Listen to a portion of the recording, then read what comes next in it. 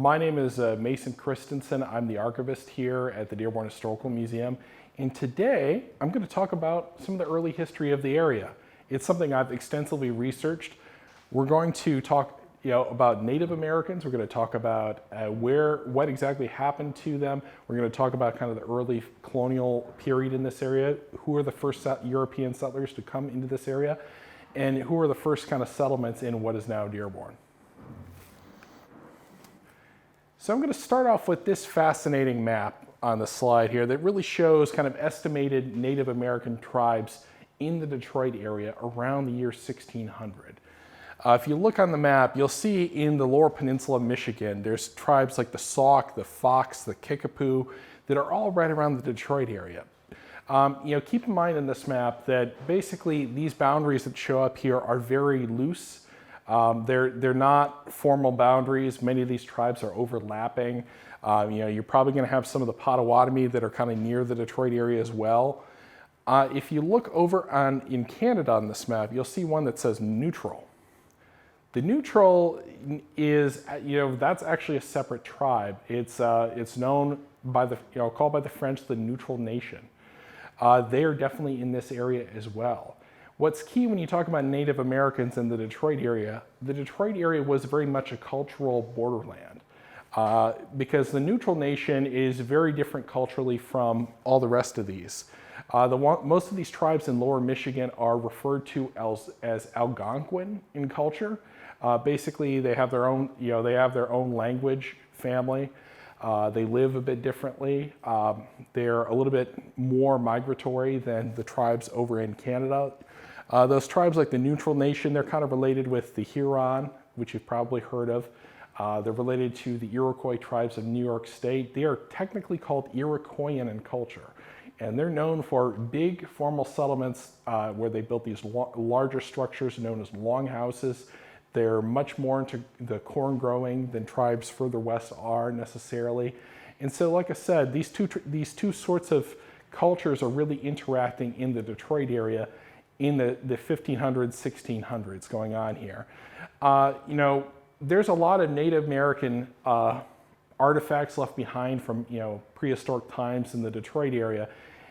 And unfortunately, we don't know who necessarily they were left by. So the truth be told, archaeologists are pretty certain it's either one of these cultural groups. It's basically either the ancestors of the Iroquoians that are over in Canada or some of these tribes like the Sauk and the Fox. This other map that I have in this presentation is kind of an interesting source material too. It shows Native Americans around in the 1600s, but it uses Native American names. Let's just say source material for the early 1600s is a bit of a mess. Basically, a lot of these terms here that appear as Native Americans on the map, Native American names, they're actually just names given by the Huron tribe. The French came in here in the early 1600s. Their Jesuit priest interviewed the Huron tribe. And pretty much what source material we have about most of these tribes in the Great Lakes region, in Detroit and around this area, are pretty much coming from these Jesuit priest interviews with these tribes and the like. Many of the names that we came up with for these tribes are pretty much invented by the French, or even some of these more Native American words were also just words that the French got from the Native American tribes. There's one over here, the Tianantati. I know I'm messing up this pronunciation, but basically it's the Huron word for a tribe that the French call Petun, or the mountain people. It's, like I said, it's not their actual word. The same thing, like there's one there, the Chonatan, which is basically a Huron word that was for applied to a part of the neutral nation. It might be the neutral nation, it might be a part of it. Everything's a mess in this period, let's just say that. We're basically depending on a few Jesuit priests that come in here for what we know, unfortunately, for much of this information. So the 1600s are when really things start getting chaotic for Native Americans. Diseases reached the Great Lakes region in the 1630s, especially smallpox and the like. And all those Native American tribes I showed on the earlier map, they lose a large part of their population. Mostly it's usually at least 50% of their population that they're losing to smallpox and other diseases. And for Native American tribes in the Midwest, for the Great Lakes region around Detroit, it's just total chaos for them. It's effectively Armageddon going on. You have here, I have this illustration of kind of the Huron Feast of the Dead, just to go with this slide, but chaos starts beginning. You start in the early in the 1640s, around 1640, the neutral nation responds to all their deaths by launching what is called a mourning war. And what they're doing is trying to replace their dead by capturing people from weaker tribes. And so they start attacking the Kickapoo, the Sauk, the Fox, who are here in the Detroit area, and actually manage to capture several hundred people to integrate into their tribe. When we talk about what happens to certain tribes, unfortunately, what happens with many tribes that are no longer with us, they get integrated into other tribes. That's what happens in mourning wars, unfortunately. I mentioned the neutral nation attacking. Things get worse. If you look at this chaotic slide here, you look at all these different arrows on the chaos of the 1640s and 50s, the Beaver Wars. This is one of the more dramatic periods of the early history of this area. It is just total chaos, what is going on. The neutral nation launched their own kind of small mourning war. Over in New York State, the Iroquois launched their own much bigger version. The Iroquois, if you've heard of them, basically they're consisting of tribes like the Seneca, the Mohawk, the Cayuga, basically every Native American name you ever see in New York State. They're out there making a lot of money off the fur trade with the Dutch. Unlike the French, the Dutch down in what is now New York City will trade guns to Native Americans in large numbers. The French don't do that. The French give guns to Native Americans that convert to Christianity. The Dutch are all too happy to give guns to, for furs. And so as a result, these Iroquois in New York State are exceedingly well armed. The tribes that are closer to Michigan are not well armed at all, unfortunately for them. So you get after, the 1630s, the Iroquois are also losing their share of people. They're also having an additional problem that in New York State, the furs are running out. The furs are their currency, they're what they trade for European trade goods, and so they need more hunting territory. And so into the into the 1640s and into the 1650s, you see in this map, the Iroquois are attacking everywhere. They are so well armed, they can do it. They can pull it off. They start off by attacking a tribe known as the Wendro, kind of roughly around Buffalo, New York. Those people end up fleeing up to around Midland, Ontario, joining up with the Huron tribe. But the problem is then pretty soon, a few years later, the Iroquois attack the Huron tribe, wipe out a lot of their villages. A lot of those refugees go to another tribe, the Petuns, who end up later on becoming the Wyandotte.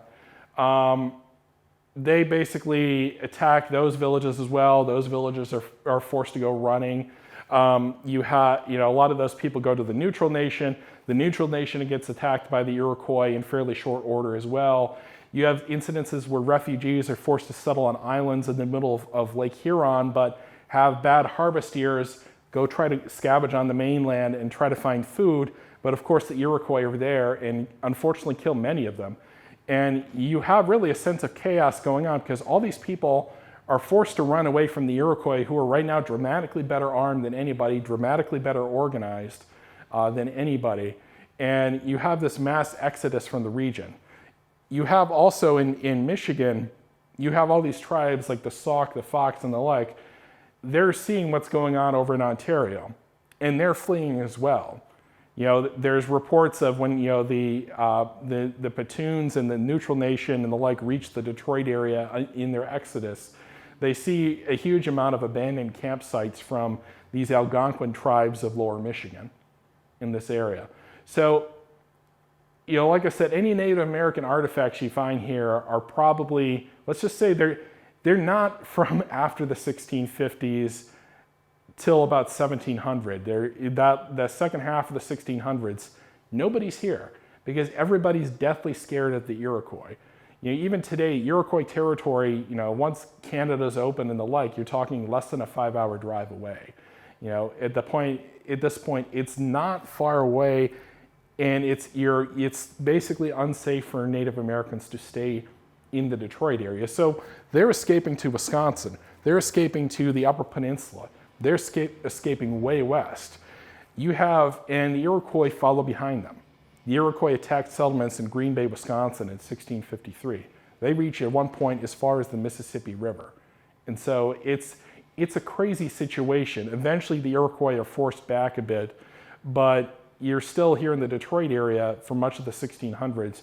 You're way too close to Iroquois territory.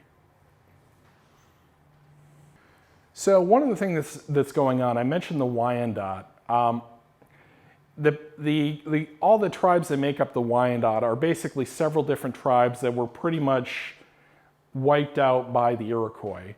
In most of the cases, there's tribes like the Huron, the Petun, and the like. When the Iroquois attacked, a portion of these people would flee. There's also a portion of these people who also got integrated into Iroquois tribes as well, like I mentioned earlier. But those who fled, many of them ended up in the Upper Peninsula, ended up into Wisconsin, and they coalesced and kind of renamed themselves, took on this identity known as the Wyandotte Tribe. That's how we get the Wyandotte Tribe today. They're basically a late 1600s, early 1700s entity. They're effectively a band of refugees that escaped the chaos of this Iroquois Beaver Wars. If you could see in this late 1600s map, there's all these tribes listed here, in Wisconsin and the like. Lower Michigan is pretty vacant. It takes really changes by the French to bring in any Native American tribes to this area. So in 1701, Antoine Cadillac comes up with the idea of settling Detroit. His idea basically was to bring all the Native Americans closer to the French. He wanted to found this settlement, encourage the Native Americans to settle close by, make it so that the French fur traders would not have to go way up into Canada or way out to Wisconsin and the like.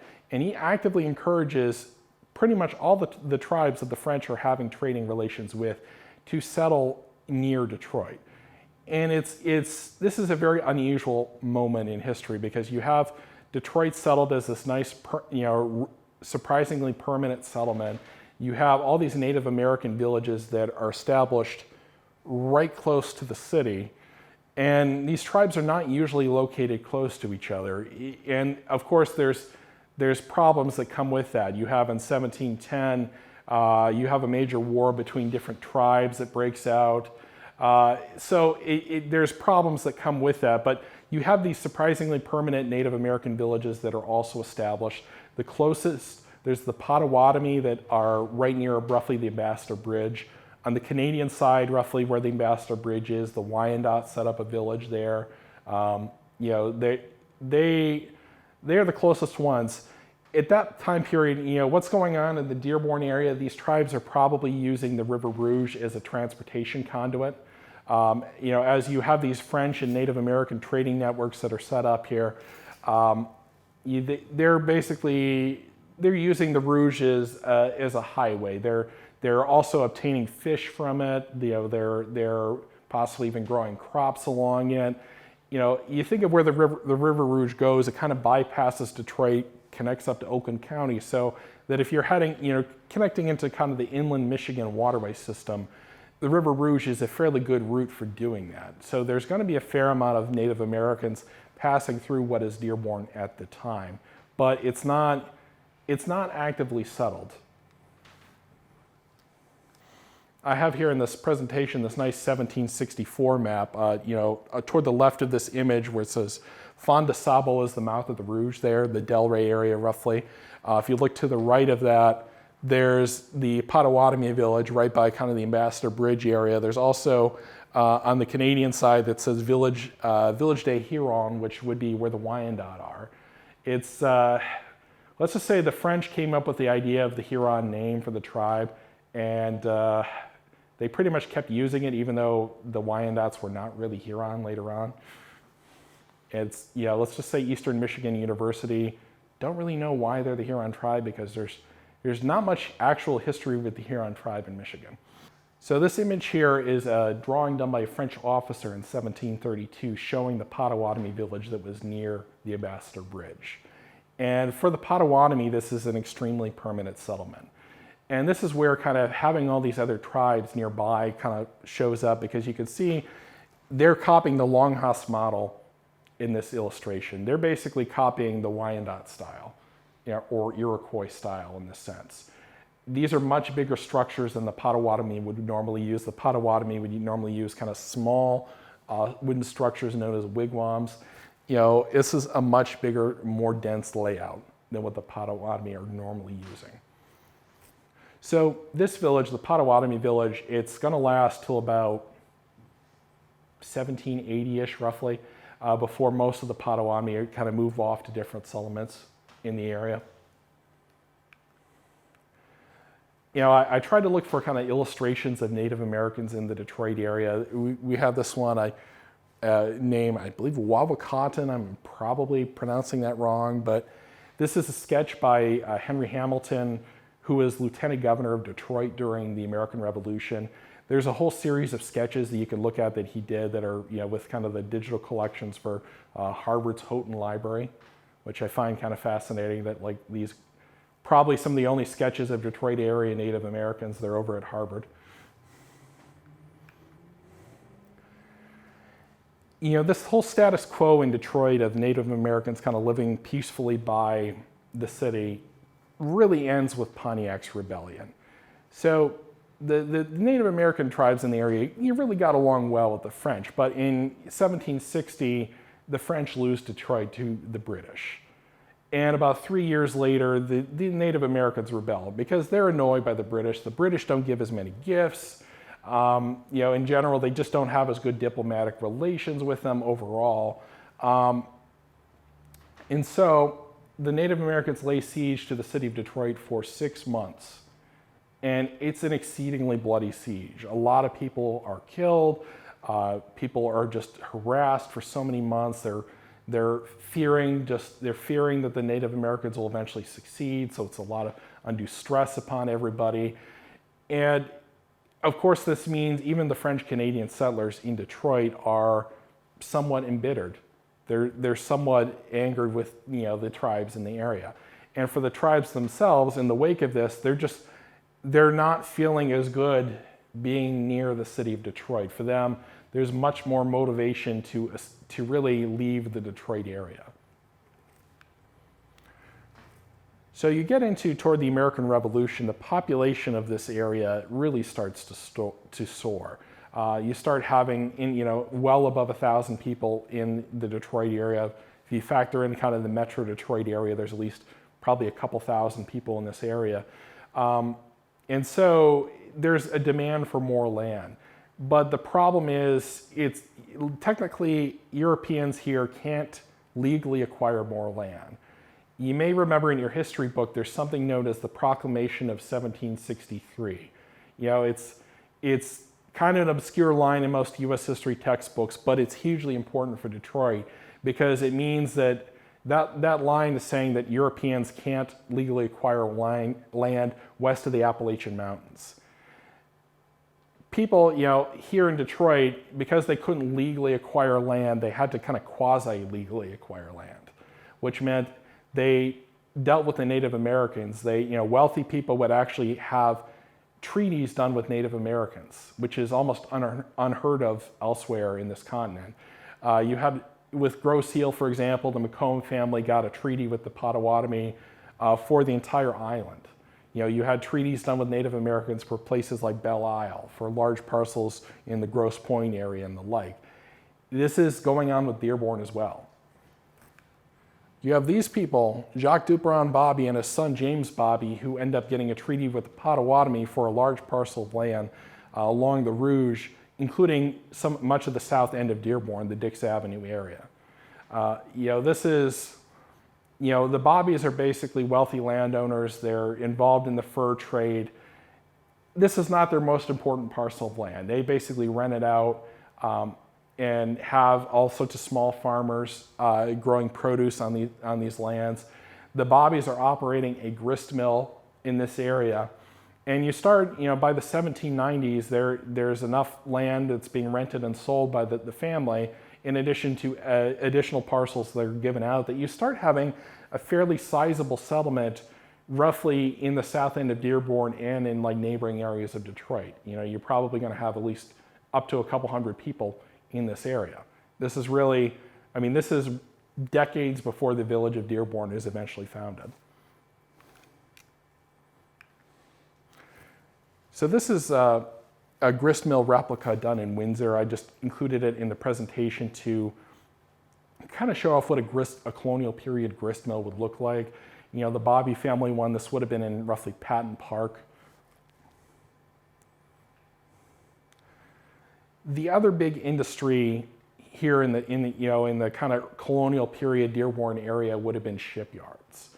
In Woodmere Cemetery would have been kind of the main shipyard down there, shipyard that would have produced military vessels for the British, including the bulk of the British vessels used during the American Revolution on the Great Lakes were produced at that shipyard in what is now Woodmere Cemetery. You also had a number of other kind of small commercial shipyards as well. All these shipyards are building vessels for the fur trade. They're carrying furs across the lakes out east. So it's a fairly sizable industry. I've seen one number that the main shipyard in the area at one point employed 150 people, which for colonial Detroit is huge. So this leads into the big topic of slavery. Mr. Bobby that I mentioned earlier was a slave owner. And shipping in general in the Detroit area was an industry that heavily involved slavery. Slavery in the Detroit area was different from the South in that it involved far more Native Americans in this area.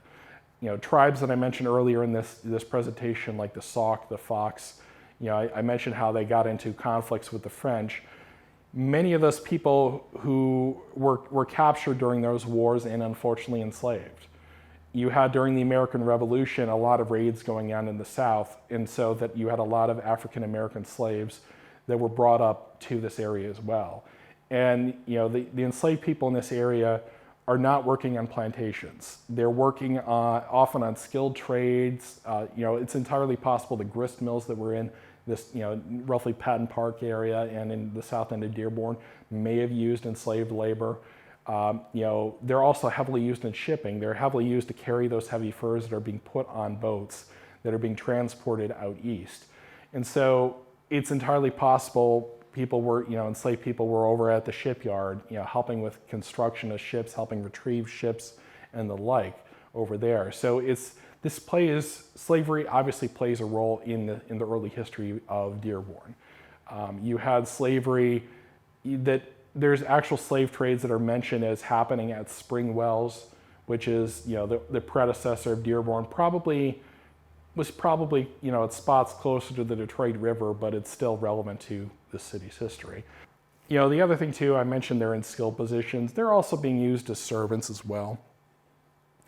I also included this kind of interesting historical marker.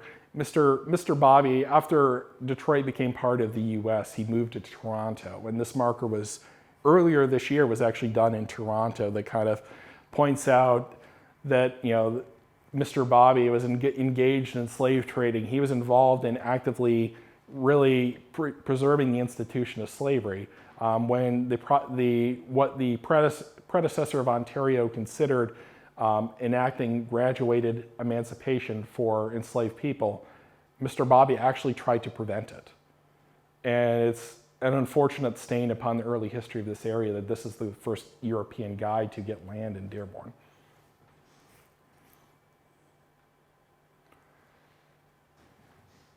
I include this slide here. This is an image of the Rouge around 1900. It might be Bobby Creek as well. I'm not entirely certain from it. This is down by Woodmere Cemetery. I like the image because it gives a sense of the South End area before the Fort Rouge plant came along. It's a very nice image, kind of makes it, it makes it look a lot more natural and the like, and less polluted than it is now. And you imagine, in some respects, this area might have actually been busier in the colonial period than how this image looks now. You imagine a fair amount of wooden ships here in the, in this image. You're going to imagine a fair amount of people, probably more people farming land than what you see in this image, because a lot of people would farm the land near the river and then keep a bit of a woodlot, further back in their property. So I go from that. This is an image of the early land claims along the Rouge in what is now Dearborn. It's not showing the Ecorse Township ones. A lot of the land to the right in this map is basically land that the Bobbies would have either owned or sold to people, or rented to people and the like. You had, especially as the British are about ready to give up their land in this area, they're able to issue some more claims further up the river into what is now West Dearborn. But you can see here, there's a lot of people growing, there are a lot of people here farming, a lot of people here growing produce. This is a fairly prosperous area in some respects. The soil is good. We have accounts from the 1820s that mention things like people growing 45-pound watermelons along the River Rouge. So yeah, it's a pretty decent area. So with those people growing produce, you had multiple grist mills. Besides the Bobbies, you had the Rouleau family that had a grist mill almost right by where the Ford Rouge plant is now, in this area. This is leading to you have a distillery that pops up in the area as well, feeding off this produce. Distilleries can't pop up out in the desert. They pop up in areas where there's plenty of produce to turn into alcohol. And so this distillery that I mentioned in this slide here is it's basically the first business in what is now West Dearborn, roughly around where Michigan Avenue crosses the Rouge. There's a distillery. It opens in the 1790s as a result of a guy named Oliver Wiswell. It's an interesting location because right there in West Dearborn, he's able to get produce from anywhere along the Rouge. He's got access to the Detroit market. He can ship his goods down the Rouge to Detroit. But being so far upriver too, going back to the issue of the fur trade, he's able to sell his alcohol produced to fur traders. He's able to sell it to Native Americans. Odds are, given where the location was, it's probably access to Native Americans is probably a factor. The combination of access to Native Americans and access to Detroit itself is probably a factor.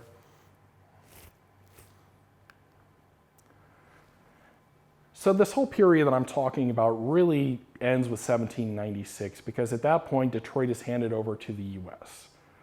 And a lot of the people who are living in the modern boundaries of Dearborn and in neighboring areas go to Ontario because they want to stay British. It's a bit surprising how much of a population drop you have. A huge amount of people leave this area.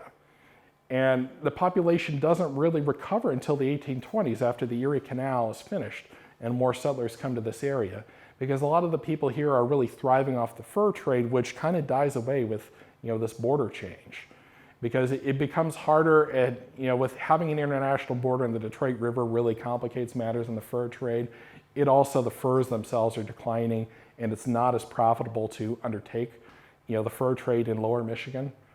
So like I said, the handover in 1796 is kind of a change in era. To conclude, I wanted to include this nice map of land cessions by Native Americans, because after me talking about all these tribes, you're probably wondering, where did all the Native Americans go? What happened to them exactly? For the most part, formal land claims to what is now Dearborn were given away in the Treaty of Greenville in 1795. The rest of the Detroit area, most of the land claims were given away in the Treaty of Detroit in 1807. You had a few reservations surviving on, but none of them beyond the early 1840s. You had a Wyandotte one down by Flat Rock, was pretty much the last reservation in the Detroit area. A lot of the tribes I mentioned ended up a long distance away. I mentioned the Sauk and Fox and the Kickapoo. The Kickapoo actually ended up eventually in Mexico. The Sauk and Fox, ended up out in the Great Plains and further west out into the far west out there eventually. A lot of the Potawatomi in this area would have ended up in southwest Michigan and eventually in Indiana. Some of them may have been forced out to Kansas and out in that direction. So yes, it's unfortunate what happened in the end.